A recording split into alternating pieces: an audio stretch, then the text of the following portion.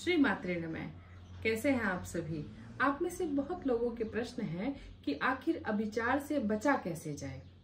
अगर एक बार किसी पे अभिचार हो गया है तो फिर इसको हटाने के इसके लिए फिर इसकी टेक्नोलॉजी में ही जाना पड़ता है, लेकिन हम अभिचार से बच भी सकते हैं। इसे मैं आपको एक एग्जाम्पल से समझा रही हूँ।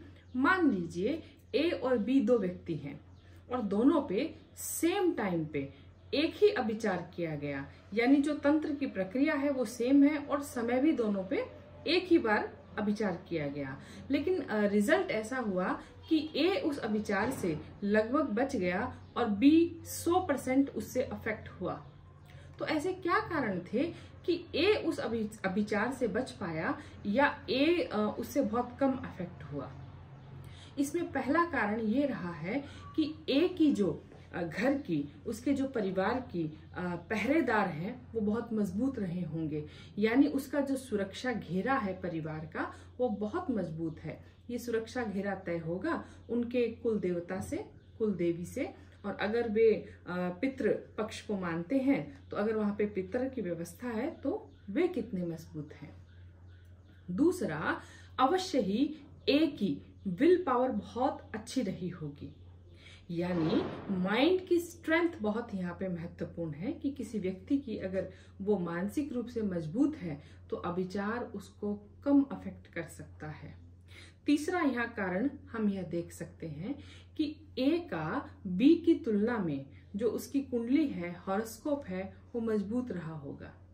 अगर आपकी कुंडली में चंद्रमा पीड़ित है, राहु से अफेक्टेड है, तो अवश्य ही आप अभिचार से जल्दी ग्रसित होंगे। और मान लीजिए अगर क्रूर ग्रहों की महादशा चल रही है, जैसे राहु केतु की चल रहा है, तो भी आप अभिचार से बच नहीं पाएंगे।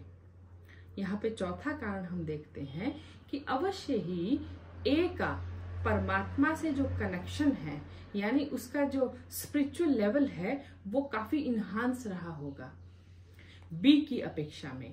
अक्सर मैं इसीलिए आपसे कहती हूँ कि जैसे आप अपने हर काम को समय देते हैं, ठीक उसी तरीके से दिन में कम से कम 20 मिनट आप किसी मंत्र चैंटिंग के लिए, मेडिटेशन के लिए, और अगर आप कर्म कांड में नहीं जाना चाहते हैं तो बहुत से ऐसे तरीके हैं जहां आप परमात्मा से अपने कनेक्शन को महसूस करें।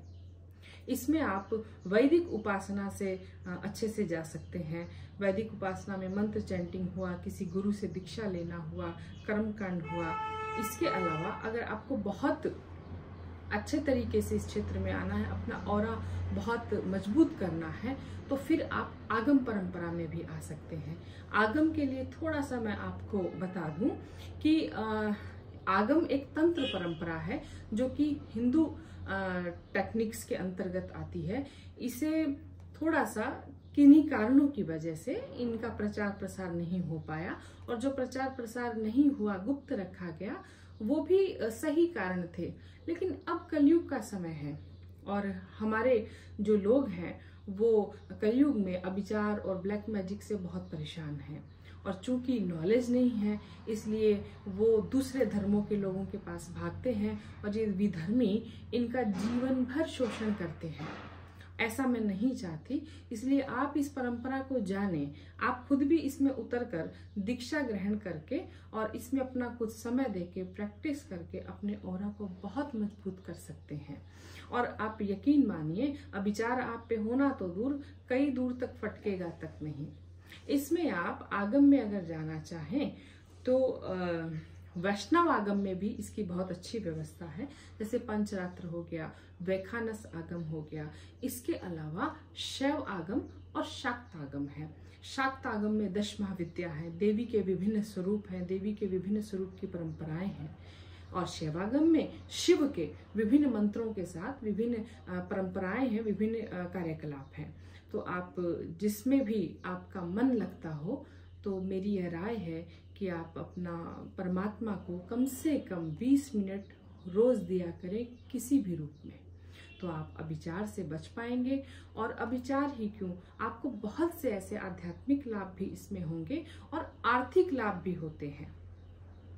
और अगर इसमें आपको मेरी किसी तरह की मदद चाहिए तो आप मुझसे कनेक्ट हो सकते हैं। मैं नीचे डिस्क्रिप्शन बॉक्स में अपना लिंक आपको भेज दूंगी, फेसबुक का और मोबाइल नंबर भी दूंगी। तो आपको अगर इसमें अपना स्पिरिचुअलिटी में किस तरीके से आना है, किस तरीके से मजबूत होना है, तो अगर आप चाहेंगे तो आप मेरी मदद ले सकते हैं। श्री माते नमः।